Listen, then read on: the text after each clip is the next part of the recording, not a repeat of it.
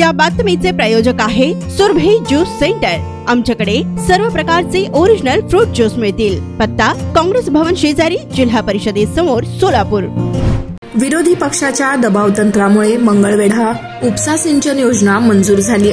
दरम्यान मंगळवेढा तालुक्यातील दुष्काळी 35 गावांपासून मी दौरा सुरू केला होता। विधानसभेतही आवाज उठवला होता, अशी माहिती आमदार प्रणिती शिंदे यांनी गाव भेट दौऱ्यादरम्यान पत्रकारांशी बोलताना दिली आहे। आमदार प्रणिती शिंदे यांनी आज रविवारी अनवली, एकलासपूर, सिद्धेवाडी यासह पंढरपूर तालुक्यात गाव भेट दौरा केलाय। यावेळी त्या पत्रकारांशी बोलत होत्या। दरम्यान मंगळवेढा उपसा सिंचन योजना कागदोपत्री होती, त्याला सुशीलकुमार शिंदे आणि भारत भालके यांनी मान्यता दिली होती, मात्र त्याला ती मिळाली नव्हती। मंगळवेढा तालुक्यात गाव भेट दौरा केली, त्याचबरोबर विधानसभेत आवाज उठवला। एकंदरीत विरोधी पक्षाच्या दबावतंत्रांमुळे योजना मंजूर झाल्याचं आमदार प्रणिती शिंदे यांनी सांगितलं आहे। त्याचबरोबर भीमा नदीकाठच्या गावांना 4 तास वीज पुरवठा करण्यात येत होता, याबाबत पाठपुरावा करून नदीकाठच्या शेतकऱ्यांना 6 तास वीज पुरवठा करण्यात येत असल्याचं शिंदे यांनी सांगितलंय। लोकशाही वाचवण्यासाठीची ही लढाई आहे। भाजपचे काही खासदार संविधान आम्हाला बदलायचे आहे असं ऑन रेकॉर्ड म्हणाले आहेत। दरम्यान महाविकास आघाडी लोकशाही जिवंत ठेवण्यासाठी आणि संविधान जसंच्या तसं ठेवण्यासाठी लढाई लढतोय। भाजप आमचा शत्रू असल्याचं यावेळी त्यांनी सांगितलं। यावेळी काँग्रेसचे ज्येष्ठ नेते शिवाजीराव काळुंगे, जिल्हाध्यक्ष नंदकुमार पवार, शिवसेना ठाकरे गटाचे संभाजीराव शिंदे, सुधीर भाऊ अभंगराव, जयवंत माने, बंडू घोडके, पूनमताई अभंगराव, साक्षी भिसे, मंगेश बोराडे, संगीताताई पवार, पूर्वाताई पांढरे, अरुण जाधव, गोकुळ जाधव, राष्ट्रवादीचे नागेश फाटे, संदीप पाटील, अमर सूर्यवंशी, शंकर सुरवसे आदी पदाधिकारी, कार्यकर्ते मोठ्या उपस्थित संख्येनं यावेळी उपस्थित होते। कायमस्वरूपी पाण्याचा जो विषय आहे, मी माझा दौरा ती मंगळवेढ्यातली जी 35 दुष्काळग्रस्त गाव आहेत तिथून सुरू केला होता। त्यांची उपसा सिंचन जी योजना होती ती कागदोपत्री होती, ती आदरणीय शिंदेसाहेब आणि भालके साहेबांनी त्याला ती मान्यता दिलेली, पण ती मिळाली नव्हती। पण तो दौरा झाला, मी विधानसभेत आवाज उचलला आणि विरोधी पक्षाचे एकंदरीत दबावतंत्र कदाचित त्याचा फायदा होऊन ती उपसा सिंचन योजनेला मान्यता मिळाली। तसंच काल 4 तास लाईट, 2 तासच लाईट मिळत होते, आता ते 4 तास मिळायला लागले। 6 तास, 4 तासाचे 6 तास कालपासून झाले, कारण का आपण तो पाठपुरावा देखील केला। पण नक्की तुमचं बरोबर आहे की एक कायमस्वरूपी इथे पाण्याचा जो प्रश्न आहे तो मिटला पाहिजे, सुटला पाहिजे। आणि उन्हाळा, तीव्र उन्हाळा व्हायच्या आधी उजनीचं नियोजन पण त्या ठिकाणी नीट झालं पाहिजे।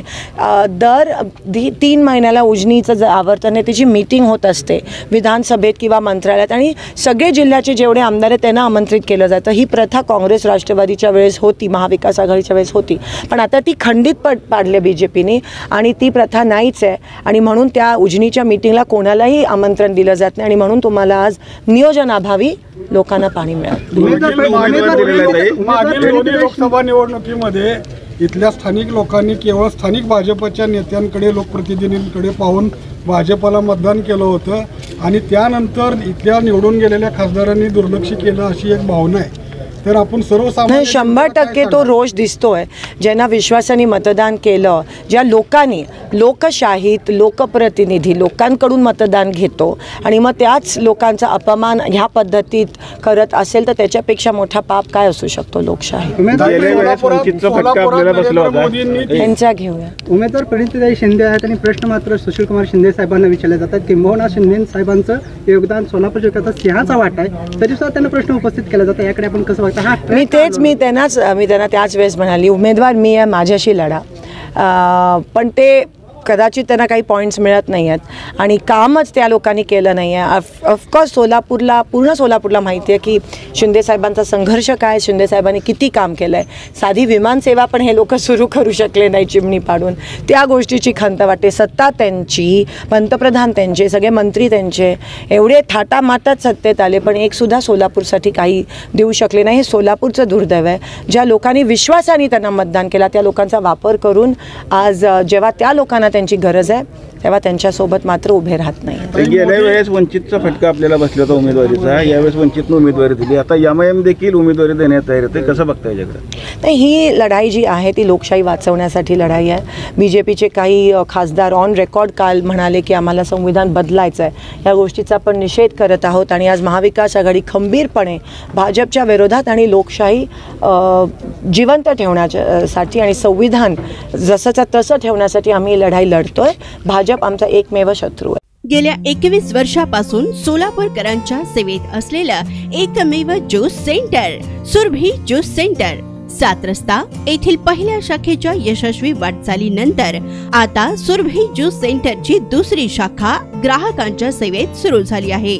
खास ग्राहकांसाठी स्पेशल सीताफळ, स्पेशल रामफळ, स्पेशल खजूर, स्पेशल अल्फान्सो मँगो, स्पेशल अनार, लीची, blueberry, chocolate, cold coffee, Oreo cold coffee, dragon special, special kiwi, mix fruit chaat व खास उन्हाळ्यात स्पेशल आमरस मिळेल.